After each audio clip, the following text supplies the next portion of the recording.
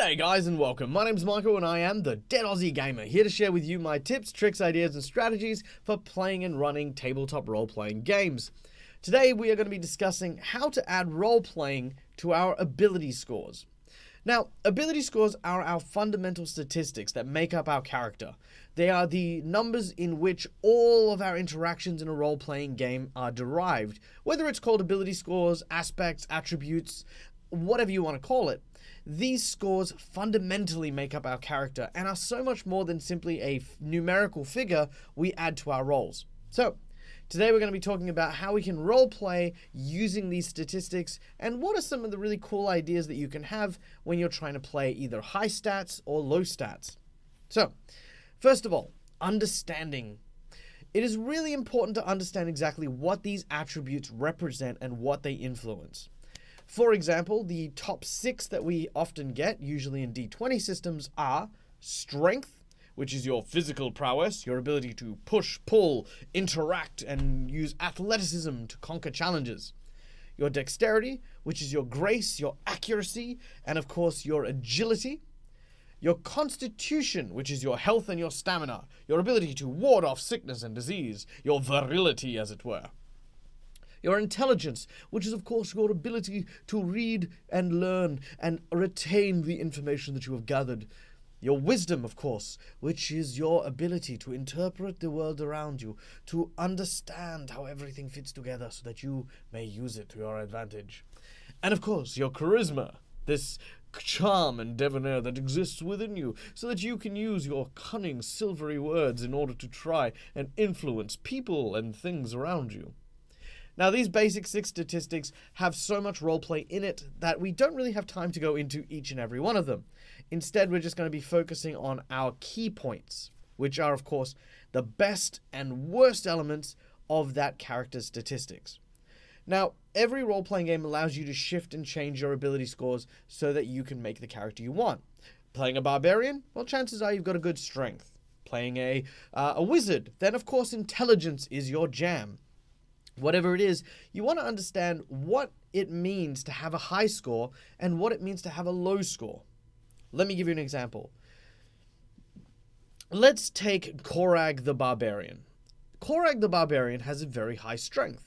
Naturally, when we play characters like Korag, we want to show off, right? We want to have that moment where we're just doing those feats of Herculean strength. I opened the door by pushing it off its hinges. It collapses onto the ground, and I walk in and flex my mighty muscles. But what if we added roleplay to that? What if it was more than simply succeeding on a check? What if Korag didn't have control of his strength? What if everything was always set to 10 and he just was very clumsy by a result of it? He picks up his mug to go and have a drink and accidentally crumbles the top of his steel mug, sealing the precious amber liquid within. Oh! You know, that could be funny. That could be amusing. Having a high stat means that there is a huge scope of what it means to succeed now, and it could also mean that controlling that high level can be equally as entertaining to play as just playing someone who is inherently just good at that particular statistic. The other side of the coin, looking at the worst, we often find ourselves playing games where if we have a very bad stat, we just avoid doing stuff. You know, if you don't have much strength, you often find that character will not be the one to, try and lift things off the ground. They won't be the one to try and dig a big ditch in the ground. They won't do that. But what if you did? What if we tried doing those so that, it's just, you get to see that the character is bad at these things. Sure, you go up to a door and you start pushing and you start trying to open it as hard as you can, and then somebody comes up and says, it's a pull, mate. That is entertaining. That is fun. That is roleplay. Understanding that just because you have a weak score in something doesn't mean you don't get a chance to roleplay with it. So, the best and the worst. So we talked about strength just then. Let's just quickly go over each of them. So strength, of course, an excess of strength could definitely cause the Superman problem where you destroy things by accident. And the weak side of it, well, it just means that you need to try to be strong. Maybe your character's on a quest to try and become stronger, and they're doing things like drinking protein shakes. Maybe they're really short and they drink lots of milk in order to try and grow taller, but they just can't. Dexterity. Dexterity, of course, being grace. If you have a very, very high dexterity, then maybe your character is very, very sort of careful about how they do things. Maybe this makes them unnecessarily cautious. I can't afford to be running around on rooftops. My legs are my moneymaker. Of course, if you want to go and climb that roof, you can absolutely go ahead, but me, I'm keeping my feet firmly on the ground. And on the other side, if you've got a weak dexterity, maybe your character is clumsy. Maybe that's an accidental thing. The character, let's take Korag for the barbarian, for example. He's got a really high strength. He accidentally picks up his mug and he crushes it, and ale leaks onto the table. He stands up to try and clean it and be helpful, kicks over the table, and everyone's drinks now on the floor. Having low dexterity, being clumsy, can be kind of fun. Constitution. Now, Constitution is very interesting because I think Constitution is, for me, the energy I put into a character. If I've got a high Constitution, that means the character has a lot of vitality. The character is very, very happy to take risks. They're very, kind of confident. They stand out about the crowd, and they want to do stuff. They don't want to sit still and be tired. Whereas a weak Constitution character is usually a sickly character. And I love playing these sorts of characters who are really strong in certain things. Like maybe they're a master wizard, but they're dying of tuberculosis. Maybe they're a samurai, really powerful and really strong, but at the same time, they're very skinny and very weak and very frail. All of these kind of aspects to the weak Constitution. Look, at the end of the day, if you have a low Constitution, it means you have low hit points, which means you are at a higher risk of dying, meaning the character plays more cautiously. So, Constitution's a fun one to play with. Intelligence. Now, look, I'm going to say this with all the love in my heart. There is no way to roleplay intelligence without the help of your GM. We have our knowledge, which is not the same knowledge that the character is going to have. Always remember that when your character gains an intelligence, that does not necessarily mean that you, the player, need to be able to figure everything out. Just like if you have a lower intelligence, it doesn't mean you have to suddenly start role-playing someone who's got an IQ lower than room temperature. Take the time to talk to your GM and say, hey, is this something my character would know? I've got an intelligence of 7.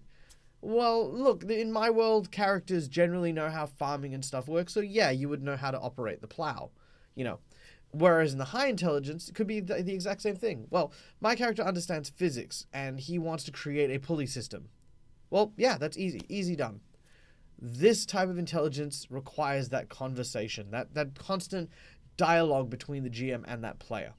Don't try to sort of assume how intelligent your character is based on you. And never feel inferior if your character is smarter than you are. Because, yeah, it happens. Characters get infinitely more smart and use better words than I do. Okay, wisdom. Now, wisdom's a very tough one because, of course, how does one roleplay wisdom? For me, wisdom is people who are very considerate. People who take the information around them and take the time as players to interpret what's happening. Try to be observant. Try to make notes. These are the little things that I think make wise characters easy to roleplay. If you're very wise, absolutely do that.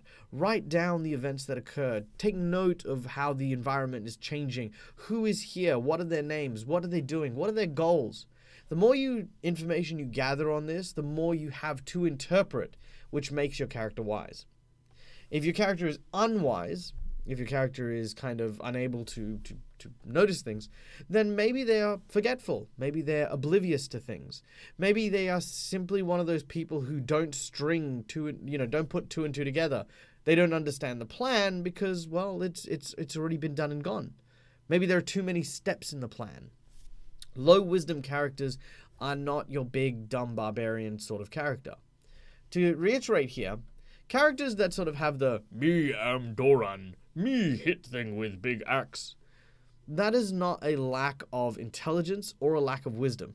What that is that is a lack of civilized language. So the character in question may be a barbarian, but he may have knowledge about tracking, hunting, and existing in the wild that civilized people don't. So they might talk like that, but be very intelligent. Likewise, someone very intelligent might speak that way if they come from a barbaric... Sorry, that's pretty much exactly what I said. Likewise, someone from a barbaric tribe who starts to speak in full and pronounced sentences loses that tribal essence to them, loses that kind of vibe. So that's what the slowing down of the language is. It's not an intelligence thing, it's a culture thing. It's like a tribal society thing. So just keep that in mind when you're playing characters who have low intelligence, low wisdom. Don't default to the big, slow, thick head. You know, yeah, you can be very confidently speaking and still be dumb as bricks. Look at me. This is how it works. So, next up is, of course, charisma. Now, charisma is very interesting because charisma is one of the major things that we roleplay with. If we've got a high charisma, that means that we are very eloquent with what we say and what we do. If we've got a low one, then something about us may be repulsive. We'll get to that in a second. If our character is charming, don't rely on simply using the role to determine whether or not your character is going to be, is going to say something witty or something cool. Take the time to try and say something yourself. Because even if you get it wrong, even if you say something clumsily, you can always say, hey, look, that's what I'm just thinking, but my character is way more charming than I am. And the more you do that, the more you hear these really charming things and you hear about how your GM and how the other players can think of scenarios or things for you to say, the more you absorb that, the better you'll become at playing high charisma characters. Now, if you've got a low charisma, the common default is everyone going into the jerk charisma. People don't like me because I'm a bit of a jerk. Yeah, I saw a homeless guy on the street once. I kicked him in the face and told him to get a job. That is definitely a way to play low charisma. But the best character that I can ever think of for low charisma was actually from a movie called The Page Master. It's a very cheesy movie that I watched on TV like a bunch of times when I was a kid. And it was about this little child who went into a library and got taken on a magical adventure with the books of different genres: fantasy, adventure, and horror. Now, horror was a book that's, spine was kind of torn a little bit. It was like a hunchback with these sort of mismatched clothes, had a snaggle tooth and everything. It was quite a horrifying little thing. But he was really sweet and really gentle and very kind. And for me, that's what I look at when I see a potential for low charisma characters. You don't have to be a jerk. You could be really nice, but people just are repulsed by you from something. It could be your appearance. It could be your demeanor. It could be even just your social status. Maybe you are simply a part of an unappreciated minority who gets pushed along to the side. Very hardcore politics there, but always run it by your GM if you do. But yeah. That is how you want to roleplay low charisma characters. So, that's understanding each of the different statistics, how they work, and of course the best and worst. The next step is confidence. Now, confidence is key for every kind of performance, but what you need to realize is that confidence is all about deciding to do something to get a result. Don't just do things because it's a knee-jerk reaction. Don't just react to things because it's like, oh, my character's a jerk, so I'm going to do this. Oh, my character's super strong, so I'm going to do this. Do not rely on your ability scores. Hell, don't rely on any mathematical thing to determine how your character acts. Nothing irritates me more at my table than when my player who's got like a really, really high check on something, let's say a disable device check, right? There is no hesitation because they know that they're going to succeed. So they just walk up to the door and they're like, yep, click, done. That's not roleplay. That's just you using a mechanic, right? Always have the confidence to do things deliberately.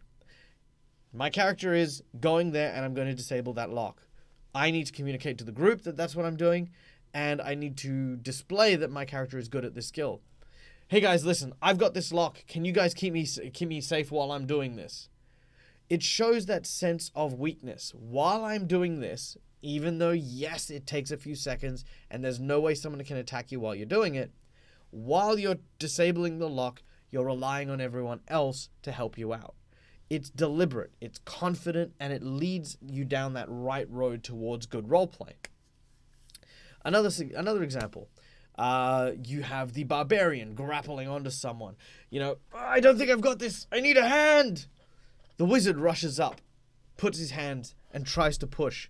Now, he may not be helping, but the confidence in them rushing forward, even at their own risk, that's what makes that moment cool. That's what makes that role play very awesome. So have those confident moments. Failing forward, the last thing we're going to leave on. Now, failing forward is a very interesting concept because it means that what you are trying to do is acknowledge the fact that having a low or having a bad stat means you will fail a lot at certain things. Sure, the barbarian, when he opens his mouth, is likely going to get you in trouble. Sure, the rogue who's pickpocketing people is eventually going to anger the wrong kind of person because the other person's going to have a way higher wisdom than that person has dexterity. And other times you're simply going to not have enough firepower to get through a scenario. What happens then? No matter what stat you have as your worst stat, always make sure that you are trying to fail forward. You're trying to push things in a way that even if you fail, hopefully you will still make some progress. Nothing is worse than if you are just simply using your worst stuff or failing to try and troll the group or to just get a reaction. Cool, my character has a very, very low wisdom, so I'm going to pull this lever, which I didn't realize, but I, the player, know, but I, the character, don't know, that it's going to let loose poison gas into the area. Oh no, look, a lever. I will pull it because my character is dumb and he pulls things when he sees them. Doing stuff like that is just bad form. Don't do it. Make sure that everything you do is to add to the roleplay of the group, to add to the roleplay of your character, and of course, always be working in the interest of the party and advancing the story. As long as you do that, then all the statistics are literally fruit for you to be able to build and shape a wonderful character with a very, very deep and very, very defined understanding of its foundation. Now, to give you another example of this, I play the character Jaggerjaw in the Ghost of Saltmarsh adventure on Dungeons & Dragons Twitch stream. Now, Jaggerjaw is a very strong character. This is present by the fact that he is a Shark Khan, a very large, burly, heavyset shark person, which is fine. His dexterity is quite low, so while he's not, clumsy, his dexterity is average, to be honest. He just sort of plods along and does what he does. His constitution's reasonably high, so he, of course, is the kind of person to never shy away from a fight or shy away from battle. His intelligence, also very high, because he is the group's shipwright. So it explains why he's able to learn about nautical shipbuilding and perform a lot of technical acts. His wisdom, not stellar, but also quite respectable, means that he has the wisdom to be able to read, understand, and interpret his shipbuilding role, and has the wisdom to be able to implement all of that, to be able to ensure that the ship and its crew remain safe and well looked after. However, his charisma, being as low as it is, I lent into the fact that he is a Shark Khan, a giant humanoid great white shark, obviously has some issues. People look at that and they go, wow, this is a mindless killer. He is probably just violent and stupid and big and burly. Even though the character isn't, my roleplay involves him living with that, him having to deal with the fact that people always see him as the one thing. So even without giving you any of Jaggerjaw's backstory or Jaggerjaw's reasons for being a part of the ship and the crew, we already see that his character personality starts to form based on those 6 ability scores. That's ideally what you want to be looking at. You want to be looking at how those scores influence your character and how, of course, that influence is then going to interpret or translate to your roleplay at the table. Thank you so much, guys, for listening. I hope you guys enjoyed this video. If you did, please hit that like button, hit that subscribe button. Go check out all of our other stuff on the links below. And till next time, guys, as always, game hard or die trying. See yas!